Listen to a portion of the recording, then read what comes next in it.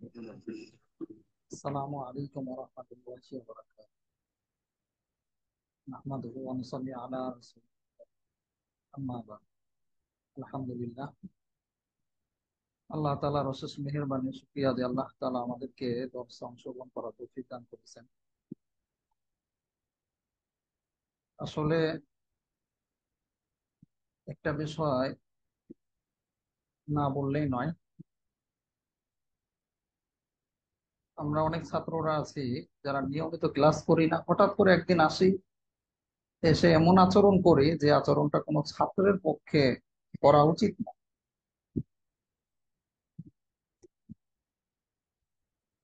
হঠাৎ করে ক্লাসে আসে তো সে কিছু বুঝতে পারে না, কি ব্যাপার, আওয়াজ শোনা যায় না কেন, কি ব্যাপার, লিঙ্ক দেয় না কেন, 9টা 15 বেজে গেছে এখনো লিঙ্ক দিল না। এই যে যে আচরণগুলো, আসলে আপনারা সবাই আলেম মানুষ, এখনো যদি আচরণ, উচ্চারণ, কথাবার্তা এগুলো যদি না শিখতে পারেন, ব্যবহার না শিখতে পারেন, কষ্ট লাগে। অনেকে আছেন এখন ক্লাস শুরু হবে এই সময়ে মাদ্রাসার নাম্বারে ফোন করে, আবার এই সময়ে পরীক্ষার ফি দিচ্ছে, বেতন দিচ্ছে, আবার নাম্বারে ফোন করছে। তার চেয়েও আহ আরো বেশি যেটা আমাদের সমস্যা করে, হঠাৎ করে একজন ছাত্র ফোন করে বলে, উস্তাদ জি আমি এখন আপনার সাথে দেখা করব। হঠাৎ করে, কোনো জানানো নাই, শোনানো নাই, কিচ্ছু না। আজকে একজন ছাত্র বা এরকম করেছে। তো হঠাৎ করে আমাদের আকাবির যাদেরকে আমরা পেয়েছি, যাদের কাছ থেকে আমরা শিক্ষা গ্রহণ করেছি, সবাইকে দেখেছি নিয়মের প্রতি, অর্থাৎ রুটিনের প্রতি তারা খুবই যত্নবান। রুটিনের বাইরে গিয়ে কোনো কাজ করে না। বিশেষ করে আমার উস্তাদ আহ মৌলানা আবু তাহির মিসবাহ হাফিজাহুল্লাহ, আপনারা সবাই চেনেন, সোয়ারবি শিখির যিনি লেখক, মাদানী নিসাবে যিনি প্রবর্তক। তো আদিব হুজুরকে খুব কাছ থেকে আমার দেখার সৌভাগ্য হয়েছে। তিনি সময়ের প্রতি খুবই যত্নবান। যত ব্যক্তি আসুক সাক্ষাতের জন্য, তার সময়ের বাইরে গিয়ে, রুটিনের বাইরে গিয়ে কোনো কথা নেই। রুটিনের বাইরে গিয়ে কথা বললে, সাক্ষাৎ করলে, অন্যান্য কাজ করলে আপনার যে উদ্দেশ্য, আপনার যে লক্ষ্য, এটা আপনি পূরণ করতে পারবেন না। বারবার শুধু এটার মধ্যে ব্যাঘাত। তা আমি নিজে ব্যক্তিগত ভাবেও এটা চেষ্টা করি। এটা যদি চেষ্টা না করা হয়, সব কাজ এলোমেলো হয়ে যাবে, আপনার কাজের মধ্যে বরকত পাবেন না। মানে রুটিন যদি ফলো না করে। তো আমাদের অনলাইন যারা পড়ে ছাত্ররা, কেউ সাক্ষাৎ করতে চাইলে নিষেধ নেই, কিন্তু ভাই আপনি যখন ইচ্ছা তখনই, রাত নেই, দিন নেই, সকাল নেই, দুপুর নেই, নামাজের সময় নেই, মানে যখন ইচ্ছা তার হবে। তা সে একটু ঘুরতে এসেছে যাত্রাবাড়ি এইদিকে, এখন এসে বলে উস্তাদ যে আপনার সাথে কথা বলবো, সাক্ষাৎ করবো।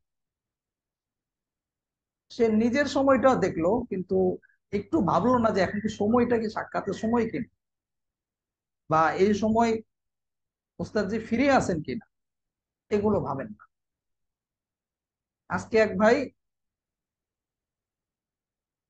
সম্ভবত আমাদের এখানে ছাত্রই হবে, বলেছে আমি বেতন দেবো। তো বেতন দেবেন, ভালো কথা, তাহলে দিয়ে দেন, না এমনি সাক্ষাৎও করবো। তেমন সাক্ষাৎ করবেন, তখন আমি খানা খাচ্ছি দুপুরে। তো বললাম এখন তো সাক্ষাৎ করার সময় না, আরে এখন তো খুব ব্যস্ত আছে, তারপর আবার ক্লাস আছে, আমার বিভিন্ন ব্যস্ততা থাকে, ক্লাসের বাইরেও আরো অন্যান্য ব্যস্ততাও আছে। একটা কাজ নিয়ে তো থাকি না, অনেক কাজ নিয়ে থাকি। চেষ্টা করি যাতে করে আমার সময়গুলো কাজে লাগে। এই জন্য রুটিনের বাইরে গিয়ে আমি কোনো কাজ করতে খুবই অপছন্দ করি। তো সাক্ষাতের জন্য আমাদের অনলাইনে ছাত্রদেরকে আমরা আগের বছরের আগেও প্রতি বছরে আমরা ছাত্রদেরকে বলে দেই যে বিশেষ করে শনি থেকে বৃহস্পতিবার এই 6 দিনের ভিতরে না আসা। এই 6 দিন আমাদের ক্লাস চলে, তামরিন চলে, আরো আনুষঙ্গিক বিভিন্ন কাজ চলে। এই কারণে ব্যস্ততাটা অনলাইন অফলাইন মিলে খুব বেশি থাকে। আবার যদি এর মাঝে যদি কোনো ছাত্র যদি আবার অনলাইনে ছাত্র যদি আসে, তখন আরো ব্যস্ততা বেড়ে যায়। তাকে আলাদা সময় দিতে হয়, তাকে লোকেশন বলতে হয়, অনেক সময় বোঝে না, আবার ছাত্র পাঠাতে হয়, আবার মানুষ পাঠাতে হয়, মানে অনেক ধরনের ঝামেলা। তো তো আপনাদের এই জন্য বলা আছে, কেউ যদি সাক্ষাৎ করতে চান তাহলে বৃহস্পতিবারের দিন আপনাকে জানাতে হবে, উস্তাদ যে আমি আগামীকাল শুক্রবার, আপনি বলেছেন শুক্রবারে আসতে, এই জন্য আমি শুক্রবারে আসবো। অর্থাৎ সাক্ষাৎ করতে চাইলে শুক্রবারের দিন আসতে হবে, বৃহস্পতিবার দিন জানাতে হবে আপনাকে শুক্রবার দিন কখন আসবে। সকালে আসবেন না, দুপুরে আসবেন না, বিকালে আসবেন না, কখন আসবেন না, রাতে আসবেন, এটা জানাতে হবে। কারণ আপনি যখন জানাবেন তখন ওই সময়টা আমি ব্যক্তিগত অন্য কোনো কাজ রাখবো না, অন্য কোথাও যাবো না, আপনার জন্য অপেক্ষায় থাকবো। কিন্তু আপনি বলবেন না, তখন আপনি আপনার সুবিধা অনুযায়ী হঠাৎ করে আসবেন, আবার না থাকলে না পেলে বা আপনার সাথে সাক্ষাতে সময় না দিতে চাইলে রাগ করবেন। ভাই এটা মেনে নেওয়া যায় না। আপনার সময়ের হয়তো গুরুত্ব নেই, কিন্তু আমাদের আছে। আজকে এক ছাত্র ভাই, সে নিজে কিছু বলেনি, অন্য আরেকজনের নাম্বার দিয়ে, অন্যজনের দিয়ে বিভিন্ন মিথ্যা কথার আশ্রয় নিয়ে একটা পর্যায়ে গিয়ে খারাপ ব্যবহার করেছে। ব্যবসা শুরু করছেন, দান্দামি শুরু করছেন, এখন সাক্ষাৎ করতে পারবো না, না করে দিয়েছে। তো আপনাদেরকে বলি, যারা এখন ক্লাসে আছেন বা ভিডিওটা যারা দেখবেন সবাইকে বলি, ভাই আমাদের এখানে যদি আপনার মনে হয় ধান্দা করছি, তাহলে ভাই আপনার এখানে পড়ার দরকার নেই। আর যদি মনে করেন না আলহামদুলিল্লাহ কিছুটা হলো ফায়দা হচ্ছে, আমাদের ভর্তি বিজ্ঞপ্তিতে আমরা যা বলেছিলাম এই কাজগুলো আমরা অব্যাহত রেখেছি, নামকা অস্তে কোন রকম অনলাইন ইফতা কোর্সটা খুলে বসেনি, তাহলে ভাই আমাদের যেটা বলা হয়েছে এই কথা মতো আমি চলে। অফলাইন আপনি যখন আসবেন তখন আপনাকে সময় দেবো, এরকম আমাদের চুক্তি হয়নি বা আমরা বলিও নি। অফলাইনের সাথে কোনো কথাই নেই, কথা হলো অনলাইনের সাথে। অনলাইনে আপনাদের ইফতা কোর্সটা হবে, পরীক্ষা অনলাইন হবে, ক্লাস অনলাইন, শুধু বছর শেষে ঢাকা একটা অনুষ্ঠান হবে অফলাইন, এটা বলা হয়েছে। ভর্তি বিজ্ঞপ্তিতেও বলা হয়েছে ক্লাস পরীক্ষা সব অনলাইন। যারা আমাদের সাথে সরাসরি এসে ভর্তি হয়েছেন অফলাইনে, তাদেরকেও আমরা বলে দিয়েছি যে ভর্তি হয়েছেন এটাই ঠিক, কিন্তু আপনি এখানে এসে গল্প করবেন, গুজব করবেন, আড্ডা দিবেন, যখন তখন আসবেন, এসে সময় কাটাবেন, এগুলোর সুযোগ নেই। এই জন্য যদি মনে করেন আমরা ধান্দা করছি, আবার বলে ব্যবসা করছেন, জি ভাই ব্যবসা করছে। ব্যবসা না করলে, যদি আপনি মনে করেন ব্যবসা করছেন, আলহামদুলিল্লাহ এটা ব্যবসায়। ব্যবসা যদি না হয় তাহলে আমি কেন এই কাজ করবো? ব্যবসাও আছে, আমার নিয়ত, নিয়ত হলো, আমার প্রধান নিয়ত হলো আল্লাহর রাজি খুশির জন্য, সন্তুষ্টির জন্য। পাশাপাশি যদি ব্যবসায়, আলহামদুলিল্লাহ আপনিও করেন, আপনি পারলে ব্যবসা করেন, আপনাকে তো না করা হয়নি।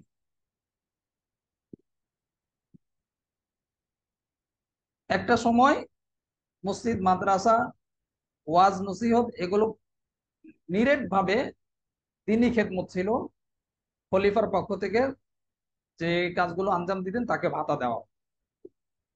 আর এখন যেটা হয়, এটা ব্যবসা বলতে পারেন, চাকরি বলতে পারেন, এটা ব্যবসায়। এবং এর জন্য বিনিময় নেওয়াকেও ওলামায়ে কেরাম, ওলামায়ে মুতাআখিরিন এটাকে জায়েজ বলছে। সুতরাং আপনার যদি ব্যবসা মনে হয় ব্যবসায়, আর যদি ধান্দা মনে করেন তাহলে ভাই আমাদের এখানে পড়ার দরকার নেই। ধান্দাবাজি বা অন্য কোনো কটু কথা যদি ব্যবহার করেন, আপনার মন মতো কিছু না হলে আপনি খারাপ ব্যবহার করবেন, তাহলে দরকার নেই। আমরা কাউকে কখনো জোর করে আনি না, আলহামদুলিল্লাহ।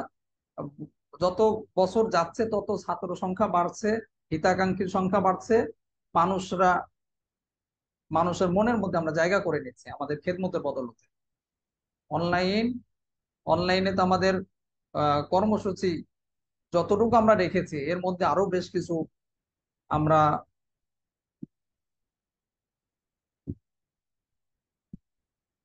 দেখেন, আরেক ভাই বলছেন সময় নষ্ট না করার জন্য অনুরোধ করা। সময় নষ্ট না, এটা গুরুত্বপূর্ণ একটা বিষয় আপনাকে বলা হচ্ছে, এগুলো আমি বলি না।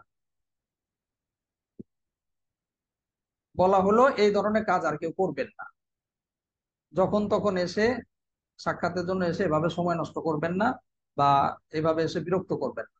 আপনার যদি সাক্ষাৎ করতে মনে চায় বৃহস্পতিবার দিন বলবেন, নির্দিষ্ট সময় বলবেন, শুক্রবার দিন তখন আসবেন।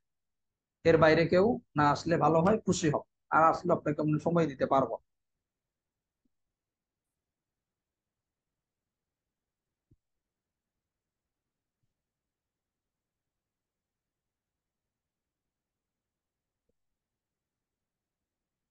আল্লাহ।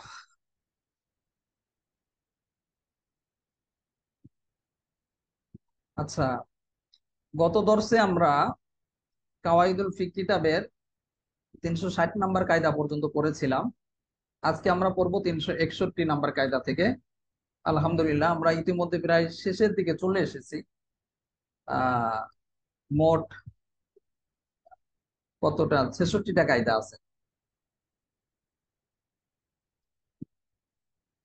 40, 50, 60, 66টা কায়দা আছে, তাই আমাদের এই কিতাবটা শেষ হয়ে যাবে ইনশাল্লাহ। আমরা আজকে 20টা কায়দা, আগামীকালকে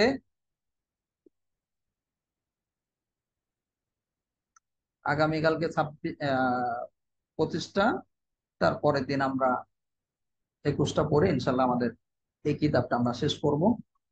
এরপরে 20 তারিখে আপনারা অবশ্যই সবাই জয়েন করবেন, ক্লাসে থাকবেন, অথবা ক্লাসে যদি কখনো উপস্থিত না হতে পারেন ওই সময় ভিডিওটা অবশ্যই দেখে নেবেন। পরীক্ষার A to Z সবকিছু আলোচনা করা হবে। আর পাশাপাশি কোনো প্রশ্ন থাকলে পরীক্ষা বিষয়ে ওই দিনও করতে পারবেন 20 তারিখে।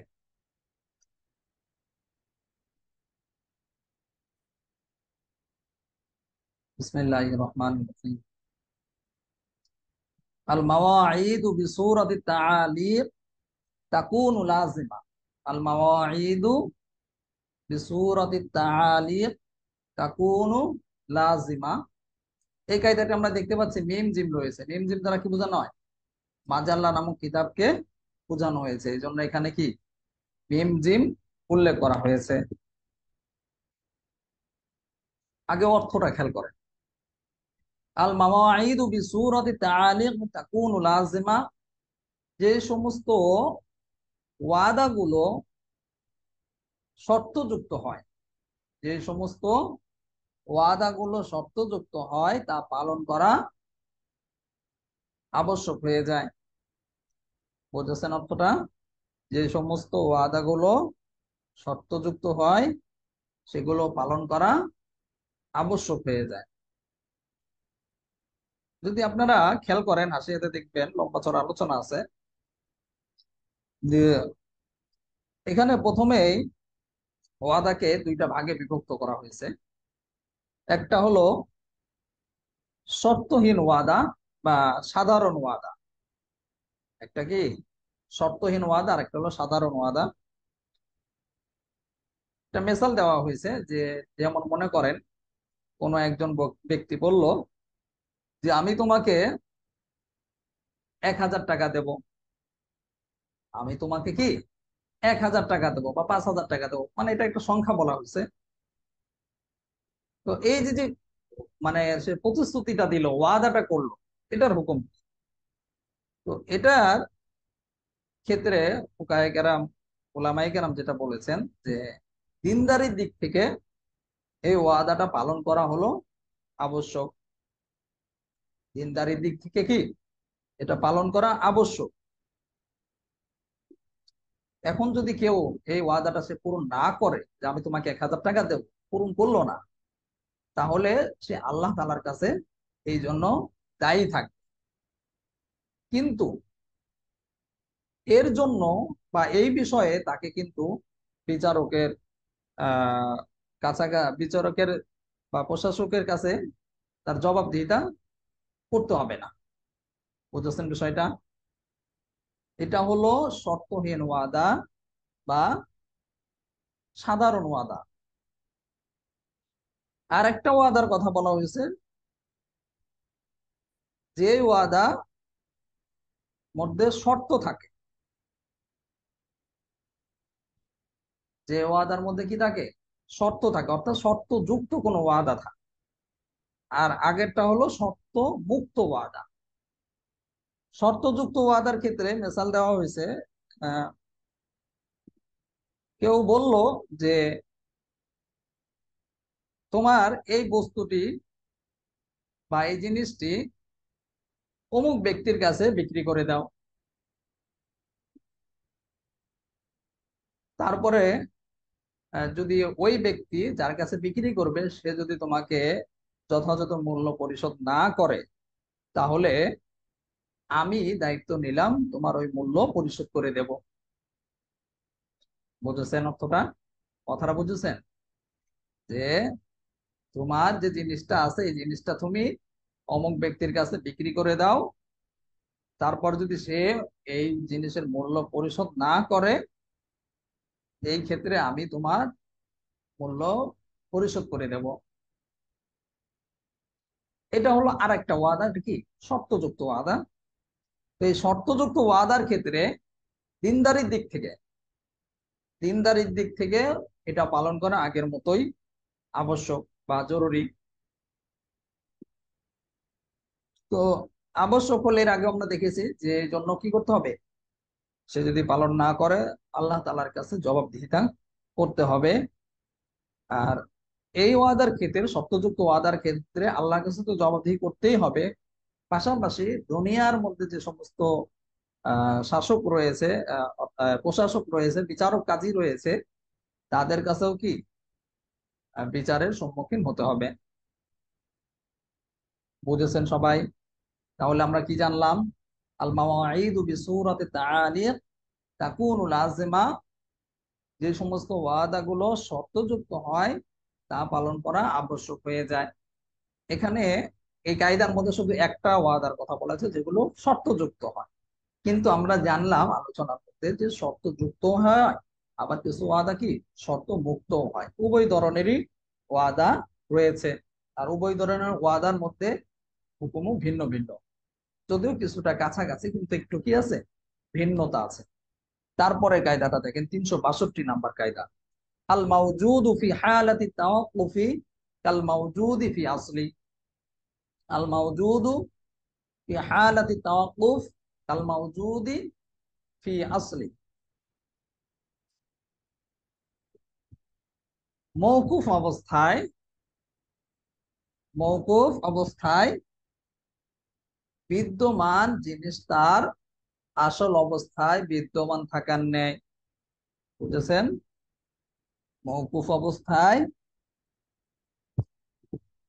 বিদ্যমান জিনিস তার আসল অবস্থায় বিদ্যমান থাকার ন্যায়। অর্থাৎ কোন একটা চুক্তি যদি আহ ওই মালিকের অনুমতির উপর, বা ক্রয় বিক্রয় বা লেনদেন চুক্তি যাই বলেন, এগুলো যদি মালিকের অনুমতির উপর যদি ওইটা মওকুফ থাকে, স্থগিত থাকে, তাহলে এই ক্ষেত্রে ওই মালিক যদি আবার পরবর্তীতে অনুমতি দেয় তাহলে কি হবে, এটা কার্যকর হবে। সাথে সাথে এই যে যে স্থগিত যে সময়টা ছিল বা মওকুফের যে সময়টা ছিল, এই সময়ের মধ্যে যদি ওই মওকুফকৃত জিনিসের মধ্যে অন্য কোনো জিনিস যদি এর সাথে যদি যুক্ত হয়ে যায়, তাহলে ওই বিক্রিত পণ্যের সাথে ওই অতিরিক্ত জিনিসকেও, মানে যেটা অতিরিক্ত যুক্ত হলো, ওই অতিরিক্ত জিনিসটাকে ওই মওকুফকৃত, চুক্তিকৃত বা লেনদেনকৃত ওই বস্তু যেটা বিদ্যমান ছিল ওইটার সাথেই গণ্য করা হবে।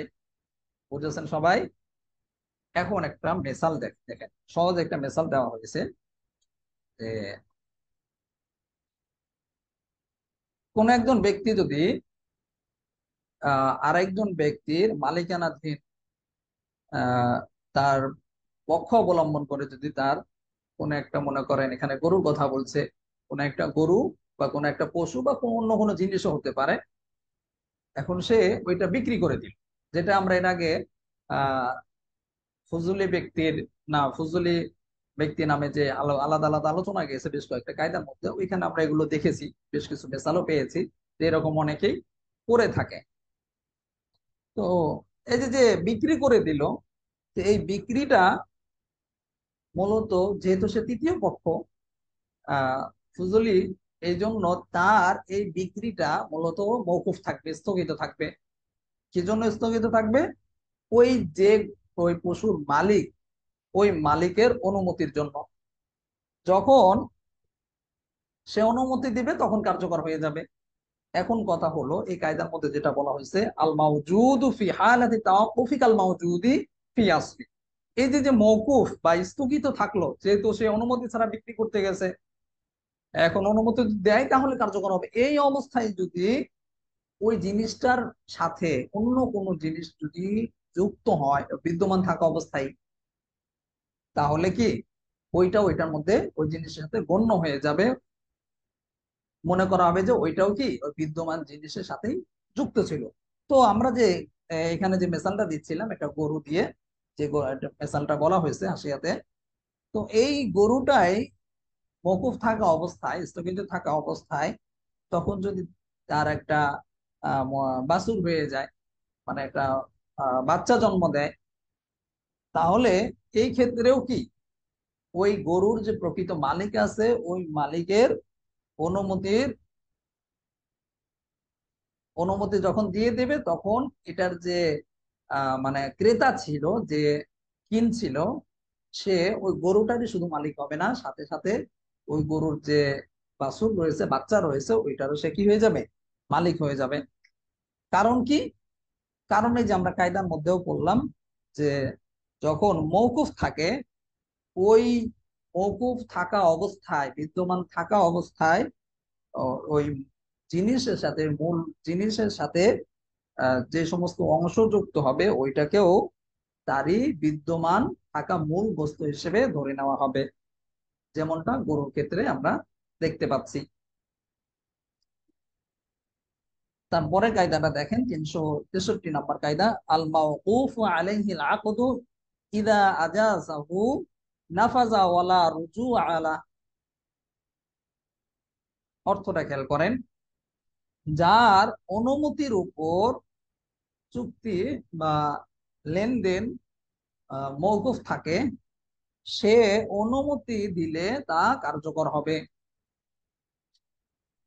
এরপর আর অনুমতি প্রত্যাহার করার সুযোগ থাকবে না। বুঝেছেন? আল মাওকুফু আলাইহিল আকদু ইদা আজাযাহু নাফাযা ওয়ালা রুজু আলা। যার অনুমতির উপর ক্রয় বিক্রয়টা বা লেনদেনটা, লেনদেনের যে চুক্তিটা, এটা যে মওকুফ থাকে, সে যদি অনুমতি দিয়ে দেয়, তাহলে এটা কি হয়ে যাবে, কার্যকর হয়ে যাবে। একটু আগে আমরা আলোচনা করলাম। তারপর এখানে নতুন যেটা বলছে যে অনুমতি তো দিল, কার্যকর হবে, কিন্তু অনুমতি দেওয়ার পরে যদি আবার ওই অনুমতিকে প্রত্যাহার করে নেয়, এটা কি করতে পারবে কিনা? তো এটা বলছে যে ওলা রুজু আলা, এটা কি নেই, ফিরিয়ে নেওয়ার বা অনুমতি প্রত্যাহার করার এটার কোনো সুযোগ নেই।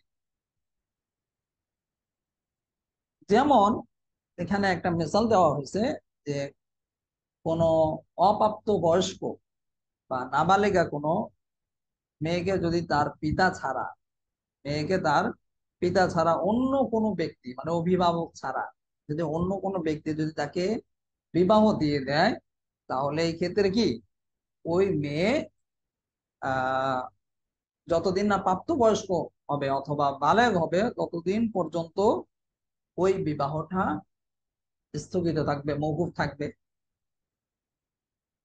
যখন সে প্রাপ্তবয়স্ক হয়ে গেল, বালেগা হয়ে গেল, এরপরে কি যদি সে অনুমোদন করে, মানে ওই বিবাহকে যদি সে অনুমোদন দেয়, তাহলে ওই বিবাহটা সহি হয়ে যাবে।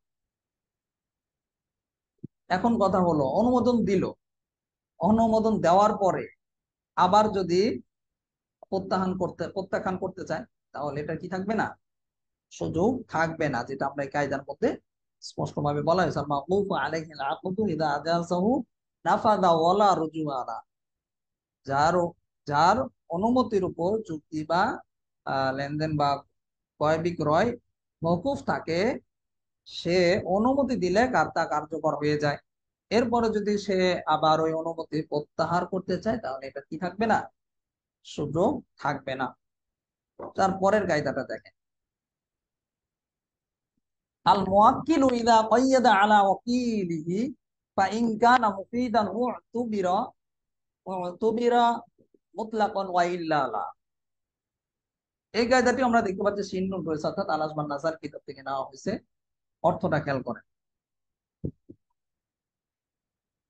মুওয়াক্কিল যদি উকিলের উপর কোনো আহ শর্ত আরোপ করে, আর সেই শর্তটি যদি উপকারী হয়, মুওয়াক্কিল যদি উকিলের উপর কোনো শর্ত আরোপ করে, এরপর এই শর্তটি যদি ফায়দাজনক হয়, উপকারী হয়, তাহলে তা সার্বক্ষণিক গ্রহণ করা হবে, অন্যথায় ওইটা গ্রহণ করা হবে না। এখানে দেখবেন যে লম্বা চড়া কিছু আলোচনা করা হয়েছে, যে এই কায়দাটাকে বোঝানোর জন্য মূলত তিনটা কাইফিয়তের কথা বা তিনটা সুরতের কথা বলা হয়েছে, যে তিনটা সুরত হতে পারে। একটা সুরত হলো যে শর্তটি আছে এই শর্তটি ফায়দাজনক হবে। আর এটা তারপর আবার মেসাল দিয়ে বলা হয়েছে যে, যেমন কেউ বলল যে তুমি এই জিনিসটা হেয়ারে শর্তের সাথে বিক্রি করো। তো এই যে হেয়ারে শর্তের সাথে যে বিক্রি করবে, যে বিক্রি করার যে কথাটা বললো, এটা মানাটা কি হয়ে যাবে? আবশ্যক হবে। এই শর্তটা মানতে হবে তাকে, যেহেতু হেয়ারে শর্তের দিয়েছে, এই জন্য কি মানা জরুরি। আর দ্বিতীয় আরেকটা শর্ত হতে পারে এইভাবে, যে যে শর্তটা দিয়েছে এই শর্তটা কি এক, মানে এটা শুধুই ক্ষতির কারণ হবে, ক্ষতিকর। যেমন শর্ত দিল যে তুমি এই জিনিসটা যে তোমাকে বস্তুটা আছে এটা তুমি বাকিতে বিক্রি করো। এখন এই যে যে বাকিতে বিক্রি করা, এটার ক্ষেত্রে এই শর্তটি মানাটা ওই ব্যক্তির জন্য আবশ্যক হবে না, জরুরি হবে না। এটা হলো আরেকটা শর্ত, মানে শর্তগুলি ভাগ ভাগ করে দিচ্ছে। তারপরে আরেকটা শর্তের কথা বলা হয়েছে, যে শর্তটি কোনো কোনো দিকে চিন্তা ভাবনা করলে দেখা যাবে যে ওইটা ফায়দাজনক, আবার অন্য দিকে যদি আমরা চিন্তা ভাবনা করি তাহলে দেখা যাবে যে ওইটা কি ক্ষতিকারক। মানে একদিক দিয়ে ক্ষতিকর আর একদিক দিয়ে আবার কি ফায়দাজনক হবে। তো এই রকম কাইফিয়তে যদি ওই শর্তটি আহ নাফির দিকে যদি তাকিদ করে, মানে নাফির দিকে যদি গুরুত্ব আরোপ করে, তাহলে এই ক্ষেত্রে কি ওই শর্তটা মানতে হবে তাকে। মেসাল দিয়ে বলা হয়েছে যে, বলা হলো যে তুমি এই জিনিসটা অমুক বাজারে গিয়ে বিক্রি করো, ওই বাজার ছাড়া অন্য কোনো জায়গায় বিক্রি করতে পারবে না। এখন এই যে যে ওই বাজার ছাড়া অন্য কোথাও যে গিয়ে যে বিক্রি করতে পারবে না, আর এটা যে বললো, তারপরে এখন এই যে এই যে নাফি যে আছে, এটা যদি সে বিশেষভাবে যদি তাকিদ না করে যে ওই জায়গা ছাড়া কোথাও বিক্রি করতে পারবে না, এটা যদি বিশেষভাবে তাকিদ না করে, তাহলে এটা মানাটা তার জন্য আবশ্যক হবে না। বুঝেছেন? তিনটা তাহলে আমরা কি জানলাম, এই কায়দাটার যে শর্তগুলি দেওয়া হয়েছে, এই শর্তগুলি সাধারণত তিনটা কাইফিয়ত হতে পারে। তিন কাইফিয়তের ক্ষেত্রে তিন ধরনের সুরত হতে পারে। যদিও এখানে কায়দার মধ্যে মানে মূল যে কায়দাটা এখানে সংক্ষিপ্ত ভাবে বলে দেওয়া হয়েছে, বিস্তারিত বলা হয় না, যেটা আপনার হাসিয়াতে পড়লে আরো বিস্তারিত পাবেন। তারপরে কায়দাটা দেখেন, 365 নম্বর কায়দা। আল মাইয়িতু লা ইয়ামলিকু বা'দাল মাউত। আল মাইয়িতু লা ইয়ামলিকু বা'দাল মাউত। মৃত ব্যক্তি, মৃত ব্যক্তি তার মৃত্যুর পরে কোনো কিছুর মালিক হতে পারে না। মৃত ব্যক্তি কি হতে পারে না? মৃত্যুর পরে কোনো সম্পদের বা কোনো কিছুর সে আর মালিক হতে পারে না। আসলে এখানে তো কায়দার মধ্যে সংক্ষিপ্ত ভাবে বলে দিয়েছে যে মারা যাওয়া ব্যক্তি সে আর মারা যাওয়ার পরে মালিক হবে না, ঠিক আছে। তবে এটা আবার কি আছে, খেলাফে কিয়াসও আছে, ব্যতিক্রমও আছে। সাধারণ ভাবে যেটা নিয়ম ওইটা বলা হয়েছে এখানে, যে সাধারণ ভাবে মূলত মালিকানা পাওয়ার জন্য যে মালিকানা পাবে তার একটা উপযুক্ততা থাকতে হবে। সে যে মালিক হতে পারবে ওইরকম একটা তার উপযোগী হওয়ার মতো এরকম ব্যক্তিত্ব থাকতে হবে। এটা থাকাটা কি আবশ্যক। তো আমরা জানি যে ব্যক্তি মারা গেছে তার তো নিজের ওই রকম শক্তিমত্তা তার মধ্যে নেই, কারণ তার মধ্যে তো জানি নেই। তো এই কারণে তার মধ্যে মালিকানা থাকার যে উপযুক্ততা বা তার মধ্যে যে যোগ্যতাটা কাইফিয়তটা থাকা দরকার ওইটা তার মধ্যে নেই। এই জন্য মৃত্যুর পরে কোনো ব্যক্তিকে আর যদি কিছু দান করা হয় তাহলে ওই মৃত ব্যক্তি এগুলোর মালিক হতে পারবে না। বুঝছেন? তবে ভিন্ন আরেকটা খেলাফে আহ খেলাফ আছে, সেটা হলো কোনো ব্যক্তি সে শিকার করার জন্য যদি কোনো আহ মনে করেন এখানে জালের কথা বলা হয়েছে বা অন্য কোনো জিনিসও হতে পারে, শিকার করার জন্য সে শিকারে ওই বস্তুটা জালটাই মনে করেন সে পেতে রেখেছে। তো এই অবস্থায়, পেতে রাখা অবস্থায় তারপর দেখা গেল সে মারা গেল। মারা যাওয়ার পরে ওই শিকারী ব্যক্তির যে জাল আছে ওই জালে পরবর্তীতে দেখা গেল যে শিকারী আটকে পড়েছে, অর্থাৎ শিকারী ধরা পড়েছে। তো এই যে মৃত ব্যক্তি যে মারা গেল, মানে যে জাল ফেলেছিল, তো এইখানে যে জিনিসগুলো ধরা পড়বে, এটা মাছ হতে পারে, অন্য কোনো জিনিস হতে পারে, পাখি হতে পারে, ইত্যাদি হতে পারে। তো এগুলো মূলত ওই ব্যক্তিরই মালিকানা হিসেবে গণ্য করা হবে। এমনকি সাথে সাথে সে তো মালিক হবেই, তার যারা ওয়ারিশ রয়েছে এরা এখানে মিরাজও প্রাপ্ত হবে। বুঝেছেন? এগুলো হলো খেলাফ সাধারণভাবে, যেটা আমরা একটু আগে পড়লাম। তারপরের কায়দাটা দেখেন, 366 নম্বর কায়দা। মিরাসু যাবিল আরহাম মাখুযুন মিন হুকমিল আসবাতি ফি জামিইল আহকাম। মিরাসু যাবিল আরহাম মাখুযুন মিন হুকমিল আসবাতি ফি জামিইল আহকাম। এই কায়দাটি কি রয়েছে? নুন রয়েছে তার কাছে, নাজরী নামক কিতাব থেকে নেওয়া হয়েছে। অর্থ খেয়াল করেন, 366 নম্বর কায়দা।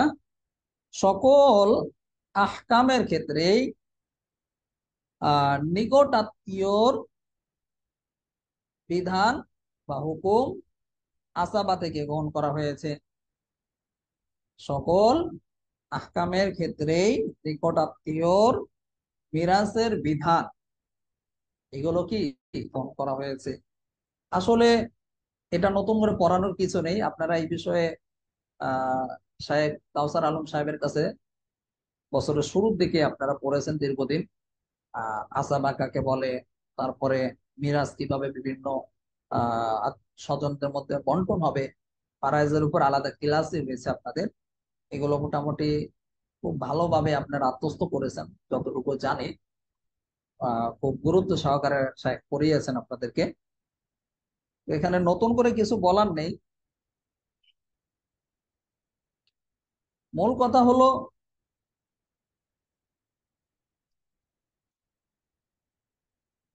মিরাজের ক্ষেত্রে কি নিকট আত্মীয়র বিধানটা আসাবা থেকে গ্রহণ করা হয়েছে, এটা হলো মূল কথা। এখন আসাবা কি? আসাবা স্বাভাবিকভাবে যে সকল ব্যক্তি ওয়ারিশ হিসেবে, আসাবা কথাটা আমি এর আগেও দেখেছি অনেকে আসাবা না বুঝার কারণে মূল আলোচনা, বাকি আলোচনায় সে বোঝে। আসাবা মূলত বলা হয় যে যে সকল ব্যক্তি ওয়ারিশ হিসেবে মৃত ব্যক্তির সম্পত্তির নির্দিষ্ট পরিমাণ অংশ নিকটাত্মীয়র অংশ আহ নিকটাত্মীয়ের অংশ বন্টন করার পর অবশিষ্ট অংশ যে থাকে, এই অবশিষ্ট অংশ প্রাপ্ত হন, তাদেরকে কি আসাবা বলা হয়ে থাকে। যেমন ছেলের ছেলে। যাই হোক, এটা আপনারা পড়ে নেবেন, এগুলো তো পুরাতন পড়া। আহ আর আপনাদের তো আমরা দিয়েছিলাম, এটার একটা পিডিএফ ও দিয়েছিলাম। পিডিএফটা তো আশা করি সবার কাছে আছে, কারো কাছে যদি না থাকে তাহলে তো সাথী গ্রুপে বলবেন, অন্য ছাত্র ভাইরা আপনাদেরকে দিবে। যদিও আমরা এটা পরীক্ষায় নেব না, যদিও ক্লাস হয়েছে, একজন উস্তাদ আপনাদেরকে ক্লাস করিয়েছেন, তারপর আমরা গুরুত্ব আপনাদেরকে দিতে বলবো, যেহেতু এটা ফারাইজ সম্পর্কিত বিধান, ফারাইজ সম্পর্কিত আলোচনার উপরে গুরুত্বপূর্ণ আলোচনা হয়েছে, এগুলো অনেক সময় কাজে লাগে। এই জন্য সবাই এগুলো একটু ব্যক্তিগতভাবে মোতালা করুন। তারপরে কায়দাটা দেখেন, আন্নাসি ওয়াল আমিদু বিল ইয়ামিনি অত-তলাকি ওয়াল ইতাকি ওয়া মাহজুরাতিল ইহরাম সাওয়াউন। কসম, তালাক, তারপরে গোলাম আজাদ করা এবং ইহরামের নিষিদ্ধ কাজসমূহ ইচ্ছাকৃত এবং ভুলকারী সমান। বুঝেছেন? কয়েকটা ক্ষেত্র বলা হলো যেখানে ভুল করলে ইচ্ছাকৃত ভাবে বা ভুল করলে উভয়টাই কি হবে, বরাবর হবে, সমান হবে। কি কি বলা হলো?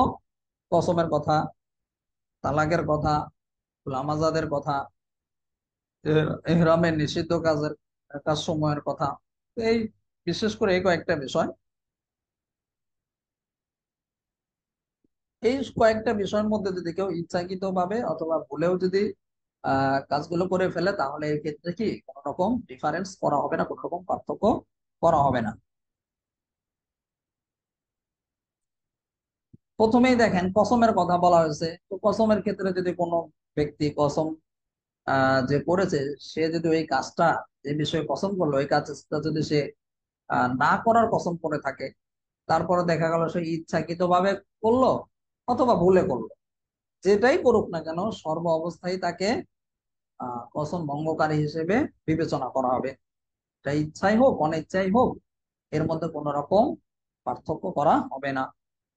এমনি ভাবে আপনার তালাকের ক্ষেত্রে, গোলাম আজাদের ক্ষেত্রে, এহরামের নিষিদ্ধ কাজের ক্ষেত্রেও ইচ্ছাকৃত হোক ভুলে হোক, কেউ যদি স্ত্রীকে তালাক দিয়ে দেয়, ইচ্ছাকৃত হোক ভুলে হোক, তারপরও কি হয়ে যাবে, তালাক কিন্তু কার্যকর হয়ে যাবে।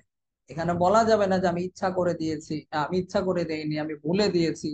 আবার কেউ কেউ বলে কি আমি রাগের মাথায় দিয়েছি, তালাক তাহলে কার্যকর হবে কেন? আমি তো ইচ্ছা করে দেইনি, আমি তো মানে স্বাভাবিক অবস্থায় দিন, আমি তো ভুলে রাগের রাগের মাথায় দিয়েছি। না, তার রাগের মাথায় দিলেও তালাক কার্যকর হয়ে যাবে, ইচ্ছাকৃত ভাবে দিলেও হবে, ভুলেও দিলেও তালাক হয়ে যাবে। এই বিষয়ের উপর একটা সুন্দর একটা তামরিন আছে।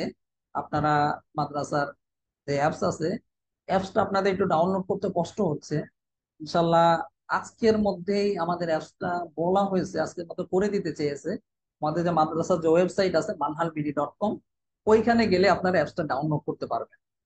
আমাদের প্রায় মাদ্রাসা থেকে 20,000, 20-30 হাজার টাকা আমরা প্লে স্টোরে অ্যাপসটা শুধু দেওয়ার জন্য ইতিমধ্যে আমরা খরচ করে ফেলেছি, শুধু প্লে স্টোরে দেওয়ার জন্য, এটাকে কনসোল বলে।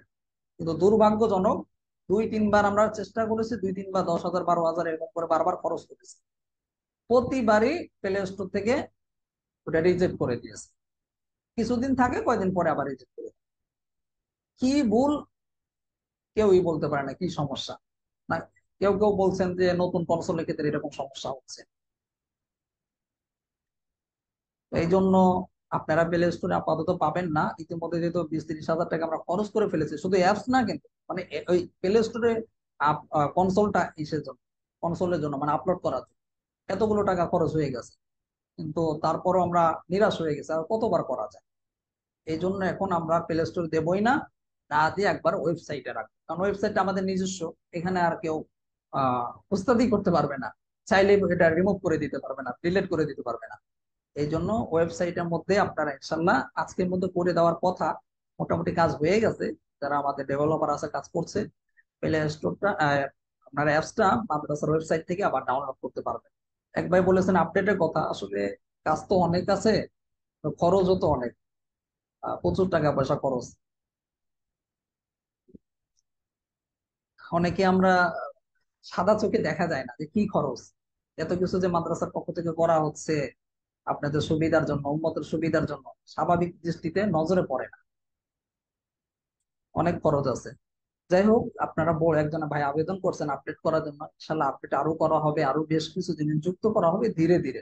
যেহেতু আমাদের আর্থিক সংকট আছে, সবকিছু মিলিয়ে লাখ লাখ টাকা দরকার, অনেকগুলো অপশন যুক্ত করা দরকার, হাদিস তাফসীর, অনেক কিছু দরকার। এগুলো ইনশাল্লাহ আমরা ধীরে ধীরে করবো। আপনারা দোয়া করবেন আল্লাহ যেন আমাদের সচ্ছলতা দান করে। আর যদি আপনারাও শরীক হতে চান, এটাও হতে পারে। আচ্ছা, পরের কায়দাটা দেখেন। আর ওয়েবসাইটে আমাদের ডাউনলোড করার সিস্টেমটা এসে গেলে আপনাদের ক্যালেন্ডারে জানানো হবে ইনশাআল্লাহ। আজকের মধ্যে করে দেওয়ার কথা। আজ অথবা কালকে আসলে আপনাদের ক্যালাতে জানিয়ে দেবো। যারা ডাউনলোড করতে পারছেন না, বিশেষ করে যে আপনাদেরকে এপিকে যে লিঙ্কটা দেওয়া হয়েছে, কারো কারো মোবাইলে সাপোর্ট করছে না, ইনশাল্লাহ আপনারা ওয়েবসাইট থেকে ডাউনলোড করতে পারবেন, ওই ব্যবস্থা করে দেওয়া হবে। এই কয়েকদিন আপনারা চাইলে মাদ্রাসাতে ফেসবুক পেজ আছে, ওইখান থেকে গিয়ে তামরিনগুলো মোতালা করবেন। ফেসবুক পেজের মধ্যে, ফেসবুক গ্রুপের মধ্যে কিন্তু সব তামরিন আছে, ওইখান থেকেও চাইলে মোতালা করতে পারেন। আচ্ছা, পরের কায়দাটাকে দেখেন, 368 নম্বর কায়দা। আর নিদা উলিল ইলাম, আর নিদা লিল ইলাম, আহ্বান অবগত ও সতর্ক করার জন্য করা হয়। আহ্বান কি? অবগত ও সতর্ক করার জন্য করা হয়ে থাকে।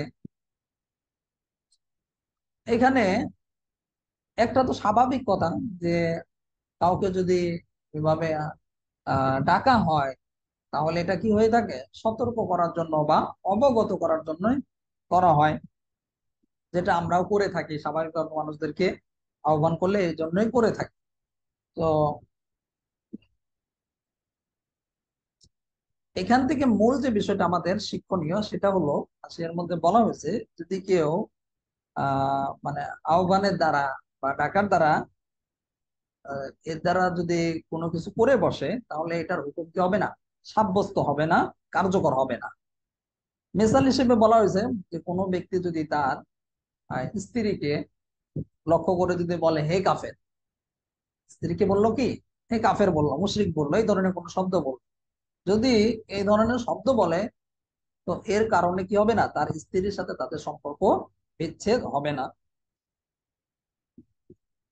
সাথে সাথে এটার বিধানটা আপনার তালাকের ক্ষেত্রে, গোলাম আজাদের ক্ষেত্রে, শরী যে সমস্ত হদ আছে এগুলোর ক্ষেত্রেও কি এক হবে না, বরং এগুলো ব্যতিক্রম হবে।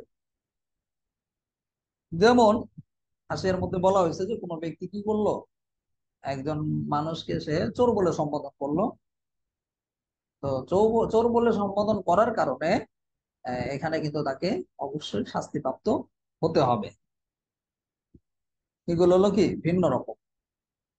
তারপরে কায়দাটা দেখেন, 369 নম্বর কায়দা।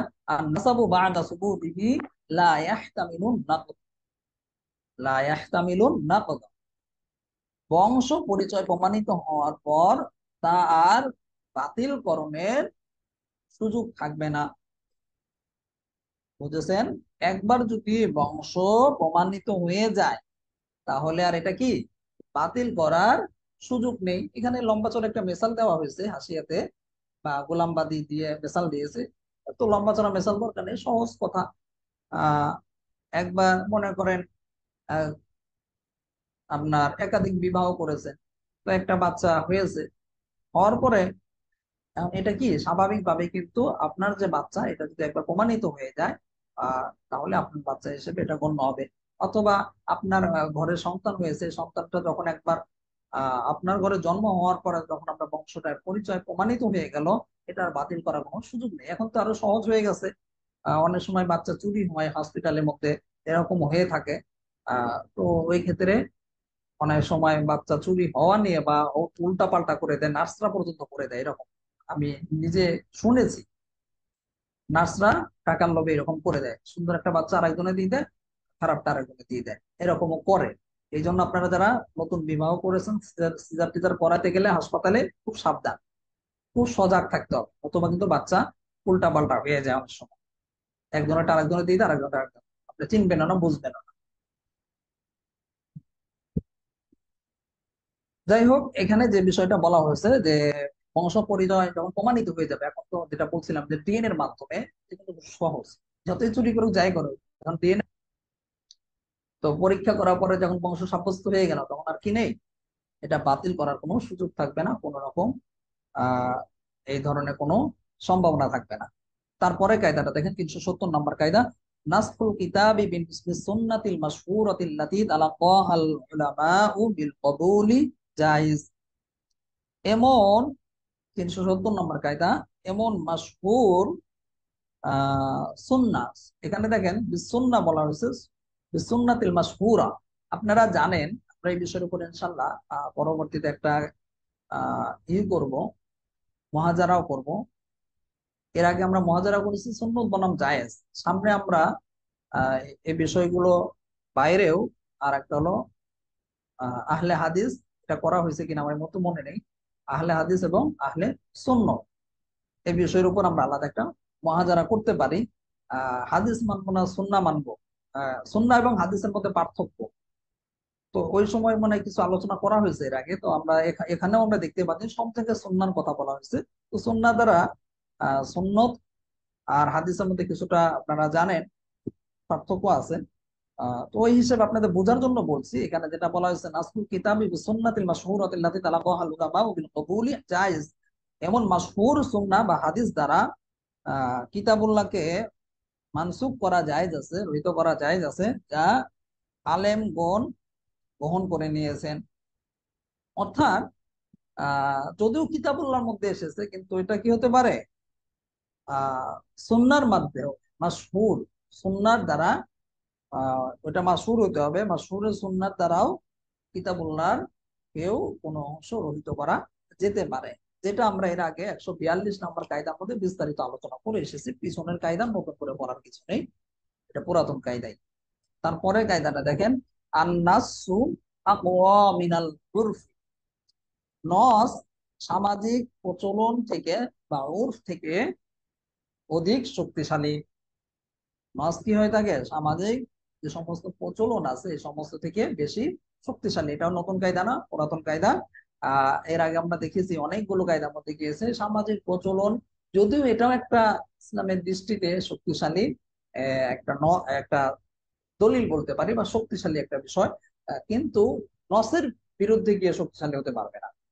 নস সামাজিক প্রচলন থেকেও কি বেশি শক্তিশালী। যেমন সামাজিক প্রচলনের মধ্যে যদি ইসলাম বিরোধী বা কোরআন সুন্নাহ বিরোধী যদি কোনো বিষয়টা যদি খুব সামাজিক ভাবে প্রচলিত হয়ও, তারপরে কি হবে না, ওইটা মানা আবশ্যক হবে না। যেমন আমরা এখন দেখতে পাই সমাজের মধ্যে জেনা ব্যভিচার চুরি বাটপাড়িতে ভর হয়ে গেছে, এখন এগুলি কি জায়েজ হয়ে যাবে? না, জায়েজ হবে না। কারণ হলো যে কায়দার মধ্যে বলা হয়েছে আন্নাস ওয়াকওয়া মিনাল উরফি, নস হলো সামাজিক প্রচলন থেকে, উর্ফ থেকে বেশি শক্তিশালী। সুতরাং নসকে প্রাধান্য দিতে হবে, সামাজিক উর্ফকে প্রাধান্য দেওয়া যাবে না। তারপরের কায়দাটা দেখেন, আন্নাসু ইহতাজু ইলাল তা'লিল বিহুকমি গায়রিহি লা বিহুকমি নাফসি। নস দ্বারা প্রমাণিত বিষয় ছাড়া অন্য কিছুতে হুকুম সাব্যস্ত করার জন্য কারণ দর্শানোর প্রয়োজন হয়। নস দ্বারা প্রমাণিত বিষয় ছাড়া অন্য কিছুতে হুকুম সাব্যস্ত করার জন্য কারণ দর্শানোর প্রয়োজন হয়। নসের হুকুম সাব্যস্ত করতে কারণ দর্শানোর প্রয়োজন হয় না। বুঝেছেন?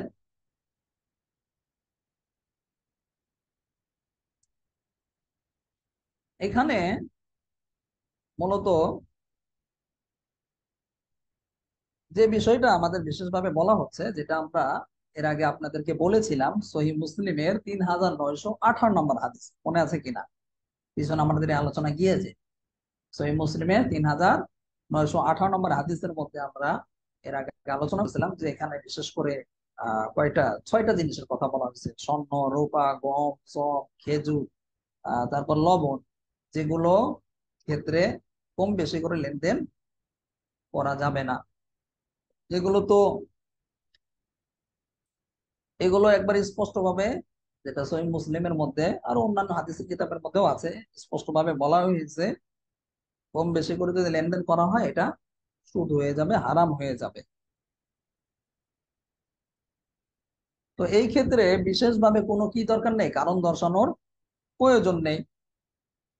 কিন্তু এখানে আর একটা কথা আছে, অন্য সমস্ত যে সমস্ত জিনিস রয়েছে ওই সমস্ত জিনিসের ক্ষেত্রে কম বেশি করে যদি লেনদেন করে, তাহলে এই ক্ষেত্রে দুই শর্ত আছে, যেটা আমরা এর আগে আরেকটা কায়দার মধ্যে পড়ে এসেছি, মনে আছে কিনা আপনাদের?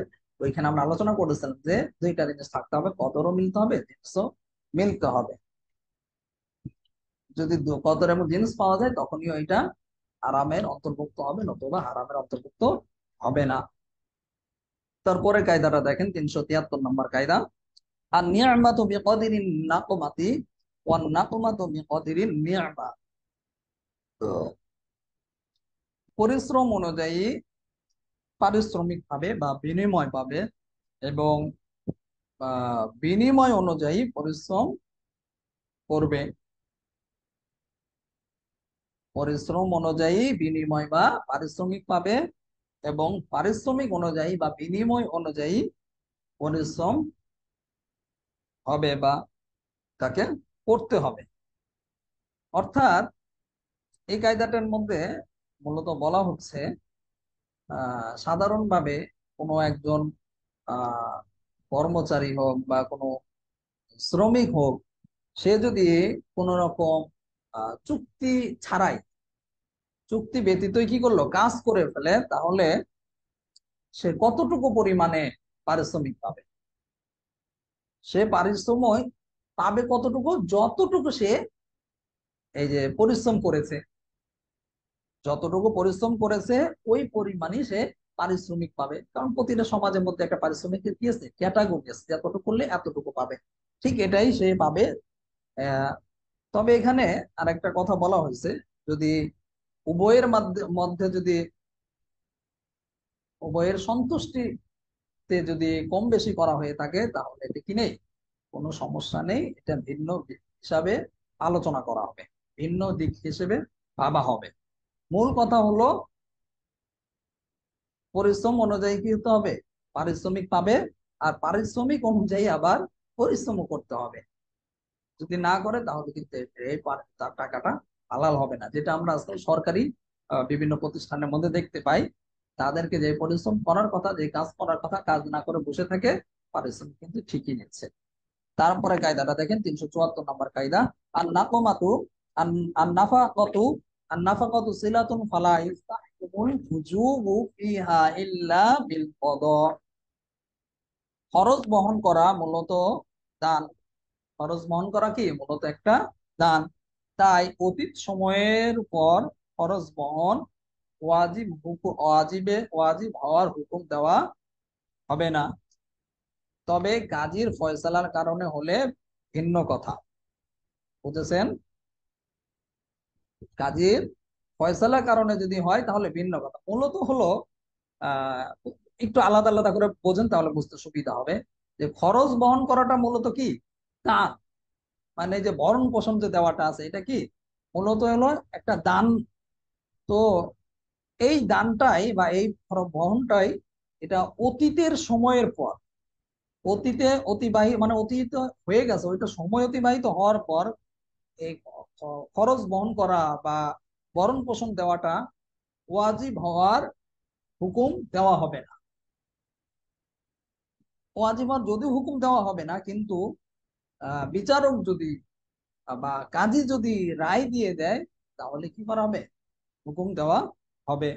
যেমন এখানে দেখেন একটা মেসাল দেওয়া হয়েছে। আহ কোনো ব্যক্তি যদি বিবাহ করার পর দীর্ঘদিন যদি সে তার যে স্ত্রী আছে, স্ত্রীকে যদি ভরণ পোষণ না দেয়, এবং অনেকদিন হয়ে গেছে, হওয়ার পরে তার ওই স্ত্রী যদি ওই অতীতের যে দিনগুলো, যেগুলোতে সে দীর্ঘদিন ধরে তাকে ভরণ পোষণ দেয়নি, খরচ বহন করেনি, এগুলো যদি সে পরবর্তীতে যদি তার কাছে দাবি করে, এই ক্ষেত্রে সহজ সমাধান হলো এইগুলো সে আর কিছুই প্রাপ্ত হবে না। এখন কথা হলো, এটা হলো কায়দা অনুযায়ী। তবে ভিন্ন কথা হলো বিচারক যদি বা কাজী যদি ফয়সালা দেয় যে তোমাকে ওই অতীতের যে দিনগুলোতে তুমি তাকে ভরণ পোষণ দাওনি, এগুলো তোমাকে দিতে হবে, তাহলে সেই ক্ষেত্রে কি তার উপর জরুরি হবে তাকে ওই ভরণ পোষণ গুলো আবার তাকে দিতে হবে, নতুবা স্বাভাবিকভাবে তাকে দিতে হবে না। তারপরে কায়দাটা দেখেন, 375 নম্বর কায়দা। আর নাকদু লা ইয়াতাআইয়ানু ফিল মুআওয়াদাত।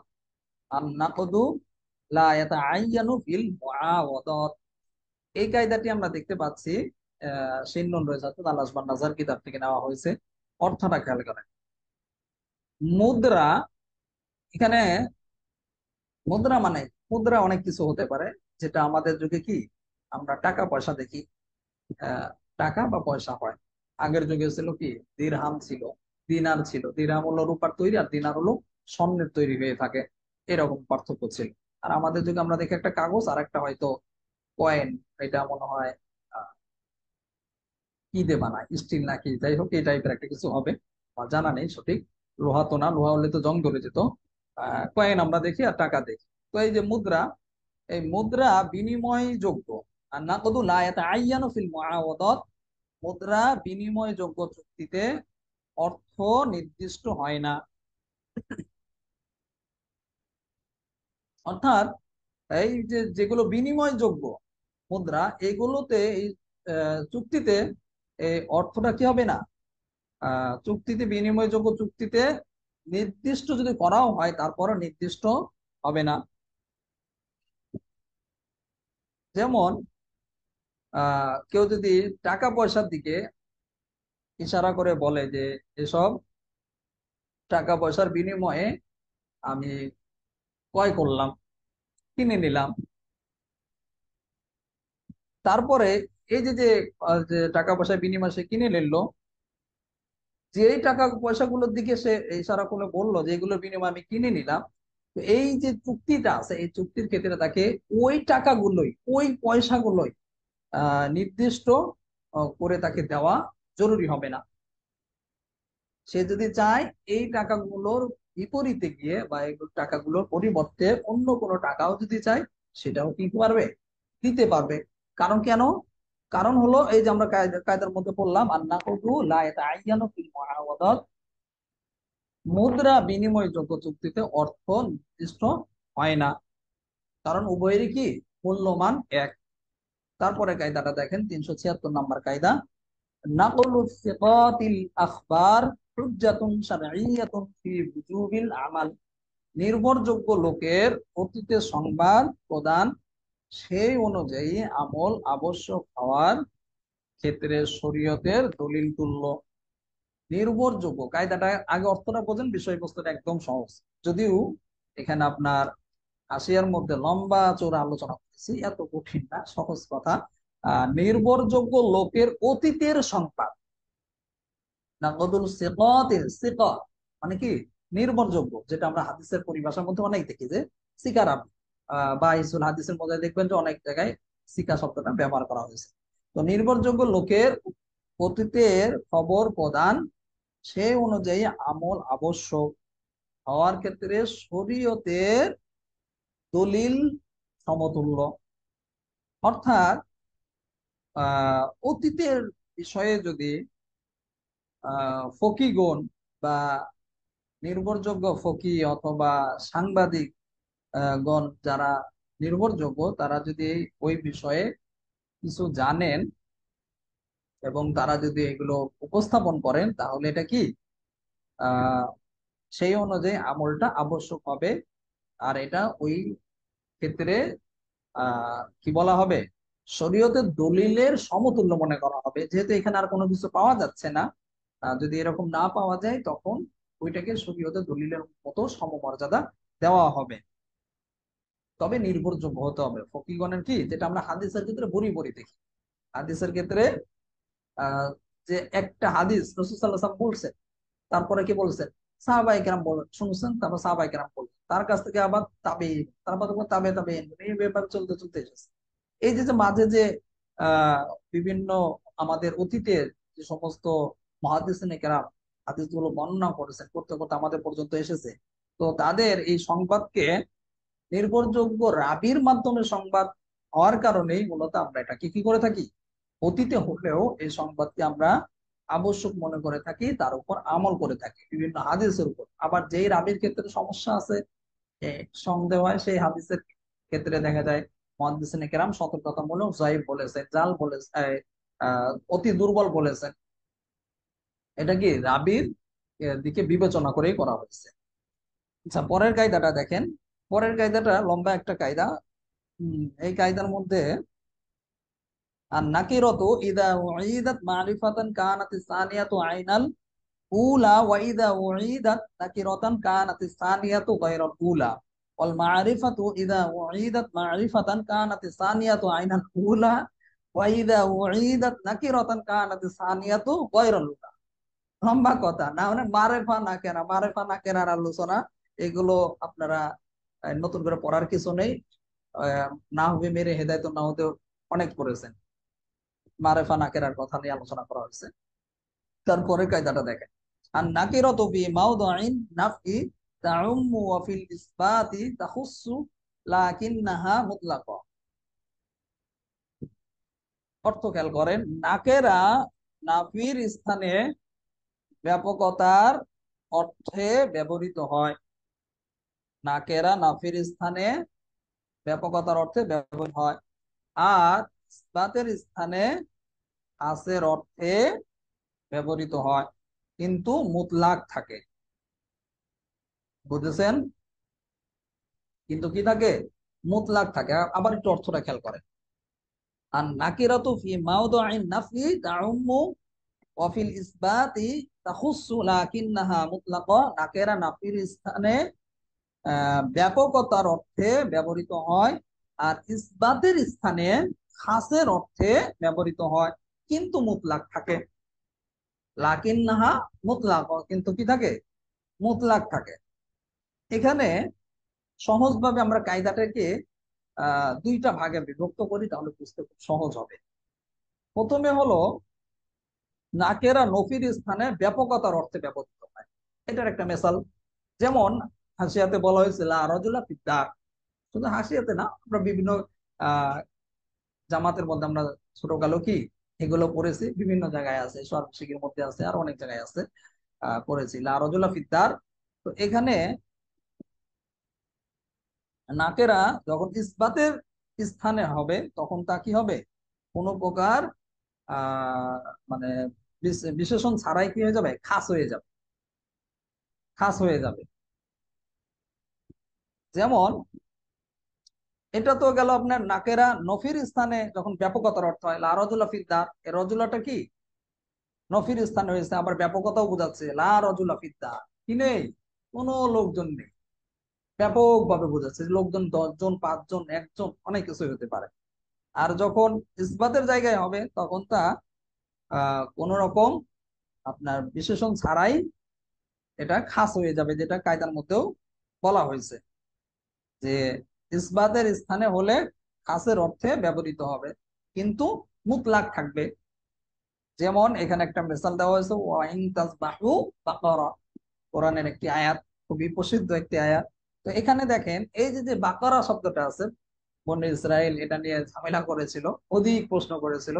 এখানে যে বাকারা বা যে গাভী বা গরু জবাই করার যে কথাটা বলা হয়েছে, এটা কি এই গাভীটা জবাই করাটা তাদের জন্য জরুরি হবে, কিন্তু এই গাভীটার কি কালার হবে, কোন ধরনের হবে, ইত্যাদি কি করা যাবে না? বিশ্লেষণ করা যাবে না। কি জন্য করা যাবে না? কারণ আমরা এই যে কায়দার মধ্যেও দেখলাম যে বলা হয়েছে যে নাকেরা যখন ইস্পাতের জায়গায় হয়, তখন তা কোন রকম বিশ্লেষণ ছাড়াই খাস হয়ে যাবে। আর বিশ্লেষণ বেশি করলে কি হয়ে যাবে? বিপদ হয়ে যাবে, যেটা আমরা বনি ইসরায়েলের ক্ষেত্রে দেখেছি। পরের কায়দায় দেখেন, 379 নম্বর কায়দা, আন নুকুলু ফি বাবিল আমওয়ালি বিমানসিলাতিন লিকরারি শারআ। আন নুকুলু ফি বাবিল আমওয়াল বিমানসিলাতিল লিকরারি শারআ। সম্পদের ক্ষেত্রে কসম করতে অস্বীকৃতি জ্ঞাপন করলে শরীয়তের দৃষ্টিতে স্বীকারোক্তি হিসেবে বিবেচিত হবে। সম্পদের ক্ষেত্রে মানে সম্পদ বিষয়ক যদি এরকম কথা হয়, তাহলে এই ক্ষেত্রে যদি অস্বীকৃতি জ্ঞাপন করে, তাহলে কি হবে? এই অস্বীকৃতিটা তার আহ স্বীকারোক্তি হিসেবে বিবেচিত হবে। অর্থাৎ যখন এখানে দেখেন যে নকুল যে শব্দটা বলা হয়েছে, এটা কি? এটা দ্বারা মূলত উদ্দেশ্য হলো কসম না করা। নকুল দ্বারা উদ্দেশ্য কি? কসম না করা। এর মানে যখন কসমের প্রয়োজন হবে, প্রয়োজনের সময় যদি কসম থেকে সে বিরত থাকে, এর মানে হলো, বিরত থাকার মানে হলো যে সম্পদ, আহ এর মানে হলো মাল, যে সম্পদ আছে, সম্পদকে কি স্বীকার করে নেওয়া। অর্থাৎ ওই মালটাকে বা সম্পদটাকে সে স্বীকার করে নেয়। যেমন দেখেন, এখানে একটা মেসাল দেওয়া হচ্ছে যে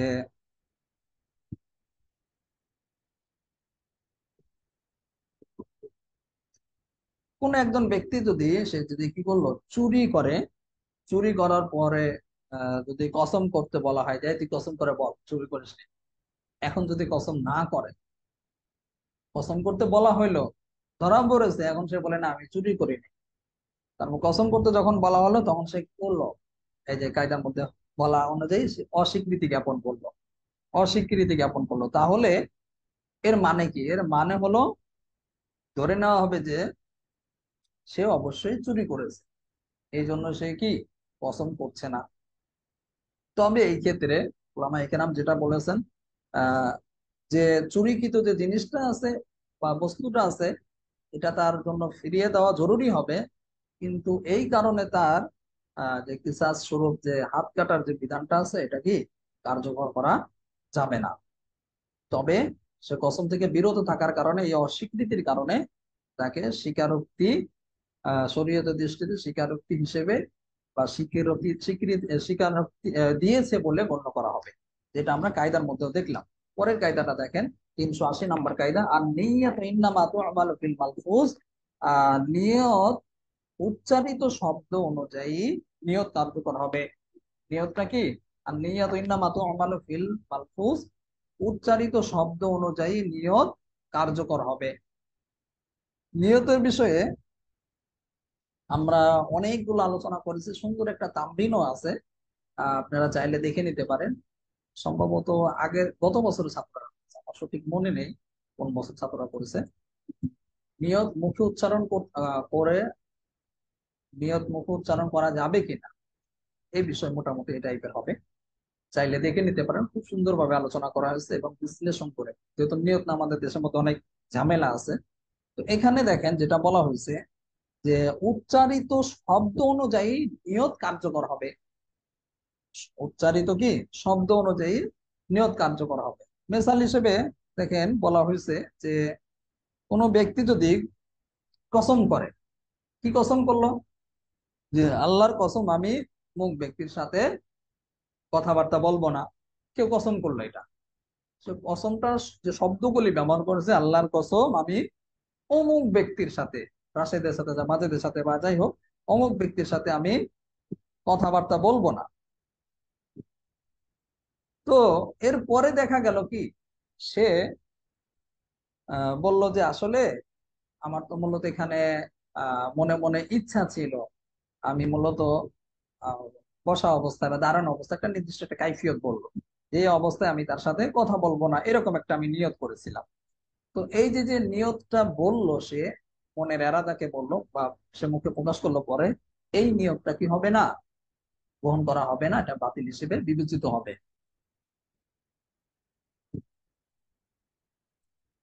কারণ, কারণ কি, এই যে কায়দার মধ্যে বলা হয়েছে নিয়াত ইন্নামা তু'মালু ফিল মাহফুজ, উচ্চারিত শব্দ অনুযায়ী নিয়ত কার্যকর হয়ে থাকে।